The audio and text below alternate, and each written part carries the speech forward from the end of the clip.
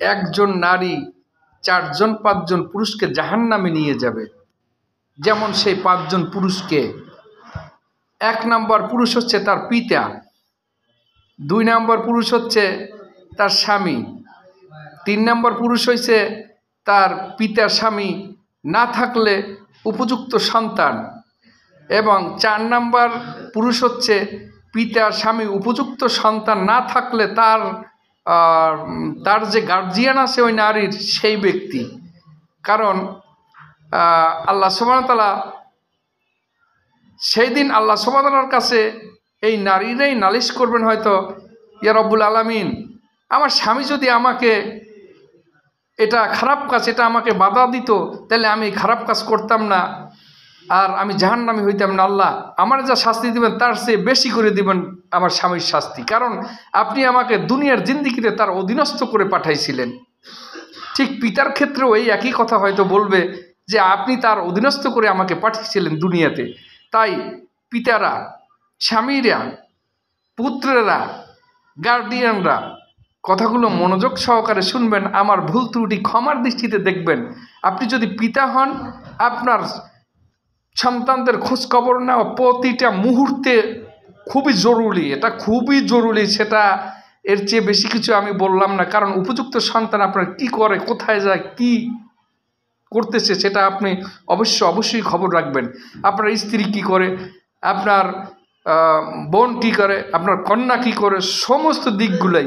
আমার কন্টেন্টগুলো হয়তো অনেক কন্টেন্ট করেছি আমি যেগুলো নারীদেরকে নিয়ে, নারীরা সাজুগুজু নিয়ে, নারীদের মার্কেটে যাওয়া নিয়ে, আরও অনেক কন্টেন্ট করেছি। হয়তো অনেক বোনেরা আমার প্রতি হয়তো আমার কন্টেন্ট দেখেন না বা আমার প্রতি হয়তো ক্ষিপ্ত হয়ে গেছেন, কিন্তু প্রিয় বোন, আমি আপনাকে ছোট করার জন্য, আপনাদেরকে ছোট করার জন্য নয়, আপনাদেরকে লজ্জা দেওয়ার জন্য নয়, আমাকে ক্ষমার দৃষ্টিতে দেখবেন। ছোট ভাই হিসেবে, সন্তান হিসেবে, বন্ধু হিসেবে আমাকে ক্ষমার দৃষ্টিতে দেখবেন।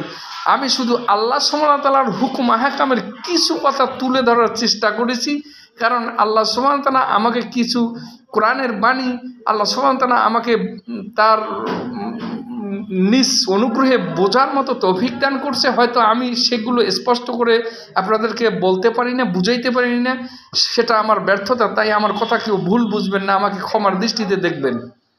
কারণ আল্লাহ সুবহানাহু ওয়া তাআলার বাণী পৃথিবীতে সমস্ত মানব জাতির কাছে পৌঁছে দেওয়া, এটা প্রতিটা মুসলমানদের জন্য, মুমিনদের জন্য ফরজ এটা। তাই আমি শুধু আল্লাহ সুবহানাহু ওয়া তাআলার বাণী পৌঁছানোর চেষ্টা করতেছি। আর আল্লাহ সুবহানাহু ওয়া তাআলা সবচেয়ে মর্যাদার স্থান প্রদান করেছে নারীদেরকে, আমাদের মা বোনদেরকে। কিন্তু আমাদের নারীরা, আমাদের মা বোনেরা, তাদের কতটা মর্যাদা দিচ্ছে আল্লাহ সুবহানাহু ওয়া তাআলা, আল্লাহর রাসূল, সেটা তারা জানে না, সেটা বুঝে না। কিন্তু তাদেরকে আমরা দেখেছি বেশিরভাগ সময় ভুল ব্যাখ্যা, ভুল হওয়ার কারণে আমাদের মা বোনেরা, নারীরা সমান অধিকার নিয়ে তারা লাফালাফি, দৌড়াদৌড়ি, রাষ্ট্রীয়ভাবে এগুলো করতেছে। আসলে এটা ঠিক না, কারণ আল্লাহ সুবহানাহু ওয়া তাআলার আইন অনুযায়ী, রাসূলের সুন্নাহ অনুযায়ী নারীদেরকে অধিকার দেওয়া হয়েছে কি কোনো ক্ষেত্রে 100%, কোনো ক্ষেত্রে 90%, কোনো ক্ষেত্রে 80%, কোনো ক্ষেত্রে 70%। তাহলে সে অর্ধেক অধিকারের জন্য লড়াই করে। যাদেরকে অধিকার দেওয়া হয়েছে পূর্ণাঙ্গ, যাদেরকে অধিকার দেওয়া হয়েছে 80%, তারা অর্ধেক অধিকারের জন্য লড়াই করে।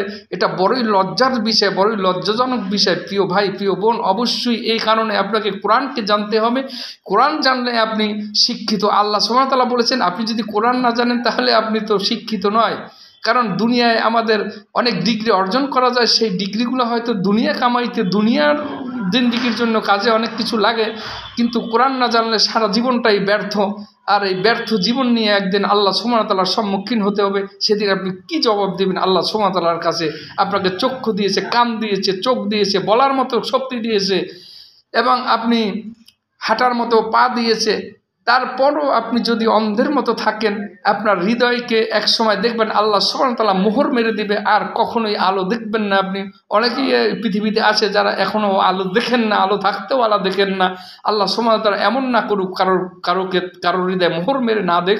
তাই আল্লাহ সুবহানাহু ওয়া তাআলার কাছে প্রার্থনা করছি, ইয়া রব্বুল আলামিন, আপনি সমস্ত মানব জাতির হৃদয়ে আপনি নূরের আলোকে করে দিন, সবাই যেন দিনের ছায়া তলে আলোর পথে আসতে পারে। আমিন।